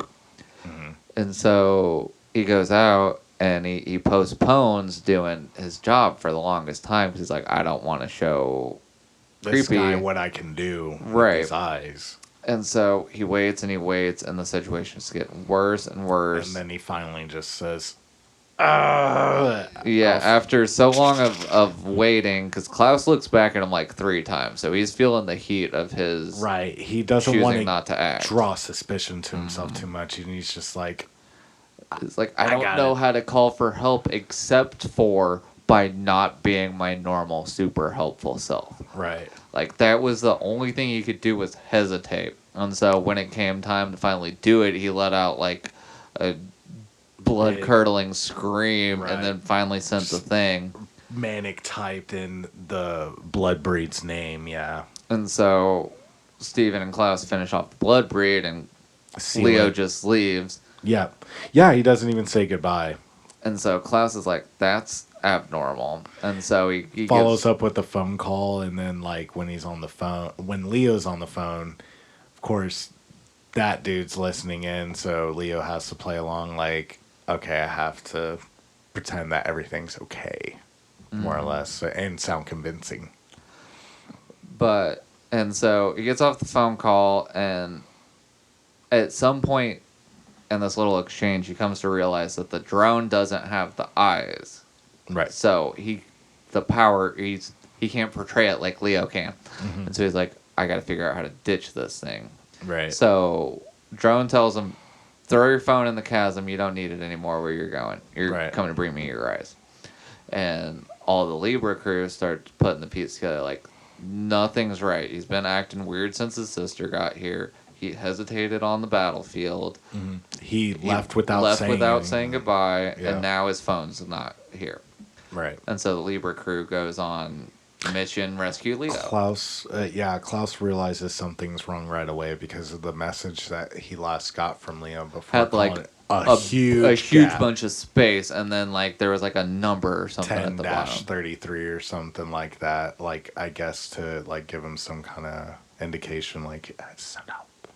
Yeah. Like, and that ends up being what cues Klaus in, and it is just like a clown car circus shenanigan that Yeah. gets our heroes to where they need to be. Like we get a nice like last hurrah with all the characters. We see everybody in their strengths. Right, but more importantly, we see Leo kind of coming up to this age in this last part of this season where he finally builds up the courage to just push forward like Klaus does when the odds are all against him. He's just like, as long as I just keep going forward, I'm making some kind of progress, no matter how minimal it is, as long as I just keep going. So pretty much a battle of attrition, like, is kind of what's going on. I will outlast you. Yeah, I feel like season 1, Leo's lesson was like, I am enough as I am. Season 2 was, if I never stop moving forward, I will never stop getting better. Right. And like the two things, and they don't shove it down your throat like a normal shonen. Right, there's like a subtlety yeah, to it. It's subtext, and I really appreciate that. Yeah, definitely. So, but you finished the last episode. I'm about a week off from watching it, so I am not super remembering what the chase looks like. What are the details that gets us out of this? I'm gonna let you take us away from this. No, you're good. So basically, there's the self-doubt of like Leonardo, like, not being able to deal with this situation on his own, more or less, without the help of his, friends out of Libra. And it's through that he remembers what Klaus told him, to always step towards the light, no matter no matter the odds, to always push forward. And then he realizes, like, thinking back on like when he first got bestowed the eyes, like the god said, "You will bear witness. Which one of you will bear witness?" Yeah, Yes. and that's the key thing we almost skipped over too. Yes. So while Mr. Creepy is kind of given some exposition dump earlier in this two-parter, we find out that the Eyes of the God, like I said, he's a collector of god tools, and apparently once every calamity, the Eyes of the God are bestowed upon an individual to take note of what's going on. And we get like blips back in time where we see the eyes on like a caveman, a Spartan, a soldier in World War II. Yeah. And so it kind of shows like the eyes on a member at all of humanity's worst times.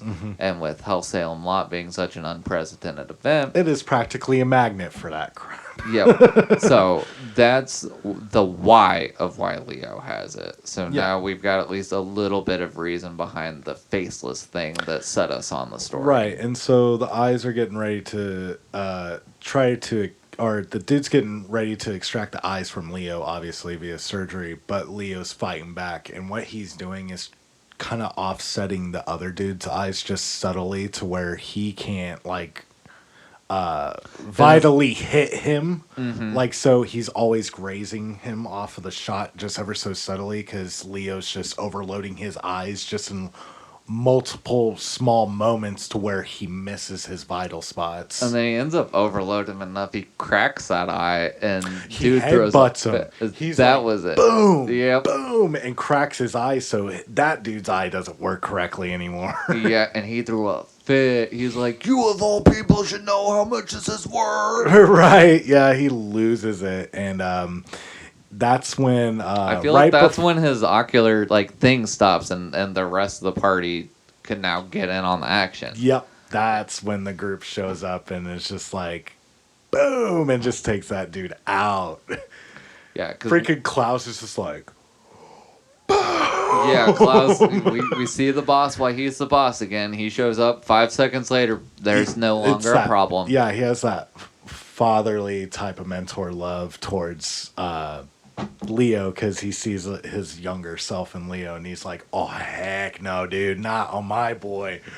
Boom! He's been doing too much by himself, and now I'm here. And then there was the combination with Zed and Zap doing their blood dipper technique and just blew it up. It was so freaking rad. Yeah, because they did the seven hells and the bellows together, which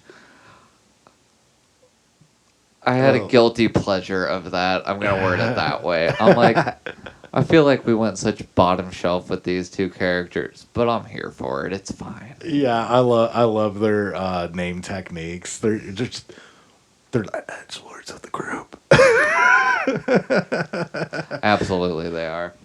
But yeah, so Libra takes it out. Leo learns his lesson. He actually ends up in the hospital for a while. Yeah, he overclocks his eyes during that Yeah, fight. he basically fried his brain, literally, because I mean his eyes do overheat when he does that. His sister was at his bedside for so long. Her fiance is now free too, I believe. They're still getting married because that's the weird thing. That dude was still acting of his own volition, but wasn't aware of that thing like being with him. So what he was saying to Michelle was genuine. Yeah, Yeah, the accidental puppet Stockholm syndromed himself. He's like, no, that's cool. I like this. right. We're good. Yeah, exactly. So there's still a thing, but I think Klaus kind of steps in and is. Yeah, he's I like, think he has a sent her home one-on-one for rest. Yeah, he has a one-on-one with his sister, and he realizes, oh, that's why he beats himself up so bad. And like his sister tells Klaus that, yeah, I call him the tortoise knight because tortoises only move in they can't move backwards. They have to move forward, or they just stop and withstand whatever's their obstacle and then try again. And she's like, that's just like my brother Leo. He does get setbacks, but he never goes and regresses backwards. He stays where he's at for a little bit and tries to figure out a way past it. And eventually, when he feels like he has that, even if it's just a small progression, he still moves forward. And then Klaus brings that up in the one-on-one. He's like, that I didn't pick you for your eyes. I picked you for the tortoise knight thing. You're anything but a coward, kid. Yeah. He's just like, you got grit. You got what this organization embodies, basically. And that takes us away. Like, it kind of just fades out into the... No. And we get a flashback to White. Oh, yeah, we get the White's butterfly comes in, and Leo is like, oh, the universe supports me right now. And Black comes back. Yeah. They have like a little video call thing, and he's like, I'll be back for a little bit. And then he immediately gets jumped and goes and then works at the diner. Klaus brings him into the group because it was Black, Leo, and Zap in that diner. Because that's where Black was working his side gig at the time. He's like, yeah, I got to work here to like make money until I find something. And then calamity happens out of nowhere. Diner explodes. And Klaus shows up as well as the other groups of Libra. And Klaus is like, you three. Excellent timing. Join in. Yeah. And then we have our credits. Yeah. Which is pretty cool. It kind of I don't know if it's on the horizon. It could set up for season 3, in my opinion. It can go any way. Yeah, I feel like to me, this had a lot of feels of like a 90s anime, like where we're not getting too hung up on the weeds. We're not going way too many stories into detail on anybody. We're not going 5 to 7 filler episodes in a row. They give you the all-in-one package for each per episode. Yes, here's the key bits you need for the ride. Anything in the background you could fill in yourself. Definitely, again, just like the first season, this show overall is just easy to watch. Yes, absolutely. Really that's definitely its highlight. You don't have to think too hard about it. It's one that I feel like I always end up forgetting it in a couple months. Like, I do too. Like, I'm not gonna lie. There's a lot of stuff that happens. The moments with this series are like top tier moments. Yeah, they are. But it definitely feels like one of those, like, I would just want to come back and casually watch it here and there again. Like, I don't know why it doesn't stand apart as a more memorable thing, because it is super enjoyable and I always want to go back and see it every so often. Yeah, and I definitely have to give it for its first season. Second season was a little been miss on this, but the first season definitely had a really great soundtrack. The second season was, I think they just kind of like dropped that a little bit in the second season. They weren't too focused on the soundtrack as much, I guess. But I mean, there's a lot of fun jazz tracks on it. definitely, especially for episode 3 where they had this setup for Steven's little soiree. They had like that soft jazz music playing. Well, and then during like Chain's Dance to Oblivion, they've got like a fast jazz with like a alto harmonizing. Yeah, where she's like disappearing through it. Yeah, yeah, definitely the cacophony jazz that you're used to hearing in Cowboy Bebop usually. Yes, yeah. Yeah, so I'd say like for their ambiance, I don't think they dropped the ball any, but with how they utilized the opening and closing things with the recap episode made it that much more memorable for those two. Definitely, yeah. Because yeah, man, that episode, just backtracking real quick, had me so much because I loved when it's like, all right, cold open or done. While Leo's having a crisis, we're gonna take a break for a song. This is Hello World. I was like, I've never seen anybody address a recap episode like that. It's so good. Yeah, where like it immersed you, like you're listening to the radio whilst chilling in Hellsalem's lot watching this all unfold. Dude, this is great. Like, it's entertaining. It definitely, I liked that, and I wish they would kind of bring that back maybe if we do have a season 3. Like, definitely, like, yo, if you guys haven't worked on it already and you're seeing this video, put that back. That was such a cool opening, like you said, like, hey, and while we're taking a break from that, we're gonna listen to some great tunes recommended by the right. Pick your new song. I'm good with new songs. Give me new stuff, but like, somebody take that trope and do it again, please. The radio DJ was the breaking the fourth wall character of that show for the first season, which was really niche for an anime. No anime I know has done that ever. So I don't know. Do we have any other final notes you want to say on? Also, if we do season 3, we need to go back to vampire hunting a little bit. Now that we've got introduced to it. That's all I'm going to say. Yeah, I was actually thinking about that. Because, I mean, they're called thing hunters. They're that. From just the name alone, when they hear Libra, they're like, oh, you're part of the Fang Hunters. Yes. Every single baddie's like, Fang Hunter. Yeah, I feel like, because I've been checking out season 3 of Blue Exorcist, and I feel like what I've really been enjoying about that so far, I still feel a lot about it like I did, but I feel like because they did so much character building season 1, season 2, season 3 they just got in, here's the problem, here we go, and hit the ground running. Go get them. So if we do come back for a season 3 of Blood Blockade, I just want it to be baddies. Baddies. I want slapstick and baddies. That's what I want from this at this point. Yeah, we got everybody set up. We know how cool they are. We know who they are, like what makes them, why they're in this organization. I just don't know what coming of age lesson they would give to Leo for the season. Right. Because that's, amidst all the chaos, we do get a pretty nice, consistent character arc for Leo.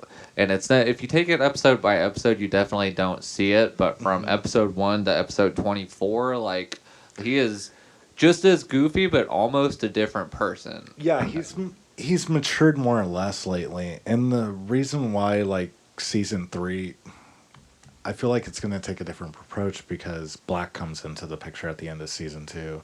And I'm wondering if it's his coming of age for this next season. Because, I mean, he worked with Blood Breeds.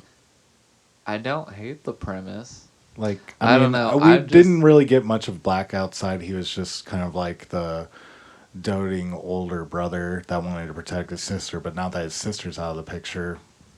See, in my head, he was just the season 1 foil with how much of a, like, yin and yang they were from each other. Yeah, for sure. So I felt like, in my opinion, and if this isn't what ends up happening, I'm good with it by all means. But like, I feel like we just brought that back at the very end of season 2, just as like, hey, let's tie up all the loose ends. Because season 1, Black goes, I can't handle the city right now. I'm gonna go travel for a while. I'll come back when I can deal with this. Mm-hmm.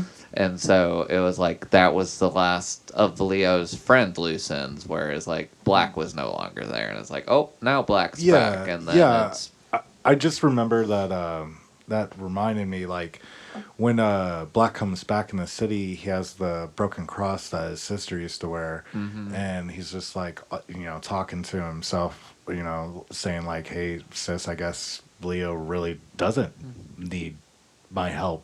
I mean, he's already got the group with him, where it's got all of Libra. right?"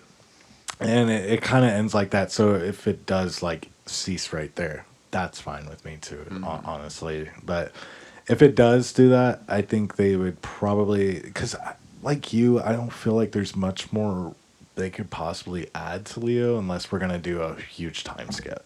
Yeah, absolutely. So, Or a gem arc.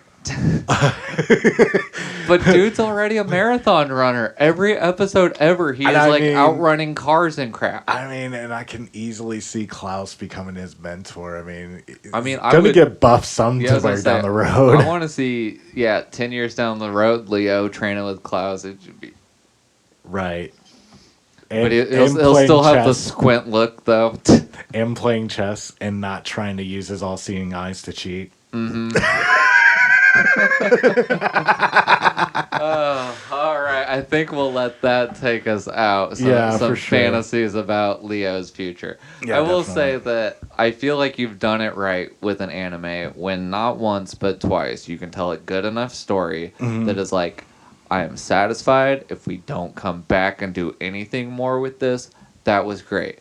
But then to do it 2 times in a row, I'm like, both times I was like, I didn't need season 2, but I thoroughly enjoyed it. I'm glad they did it. Yeah, for sure. And at the end of season 2, I felt the same way. Where if they make another season, I'm going on that ride. I'm simulcasting that one too. I simulcasted both of these, but if they don't and they go to a different project, it's fine. Right. Like, we want to be creative people. Nobody wants to work on the same creative project from now till the end of time. So if this is all the story we got of Libra, that's cool. Okay. I mean, we could kind of put the pieces together from there because we know what the organization is about through and through, And I haven't dug for it, but I'm sure there's fan fiction out there. But that's always a dangerous game to play. So I'm afraid to look. I mean, I'm with you there because that can just lead on all sorts of tangents and everything. But, if anything, like, what sets this show apart for me personally, and the reason why, it was such a awesome time, like, it was such an enjoyable watch for me, too. This one is more rewatchable than most for me, oddly enough. Like, I'm kind of disappointed / kind of like kind of angry with myself for not like really picking it up every once in a while, because it's a really easy one to watch. It really is. Like with other shows, I kind of have to be in a certain mood, to be honest with you. This one, I can be in like any mood and I could just have it in the background and gradually it'll grow on me. I'm like, all right.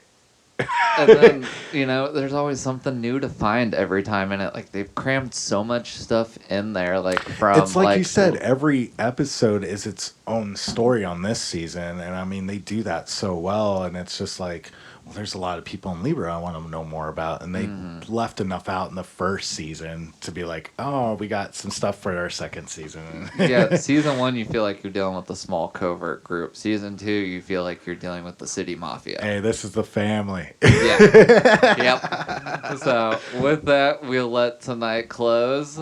Yeah, definitely. I'm Eddie Friels. I'm Clint Ospin. This has been Blood Blockade Battlefront and beyond. This is a Brotaku Retrospective. Later. Peace out.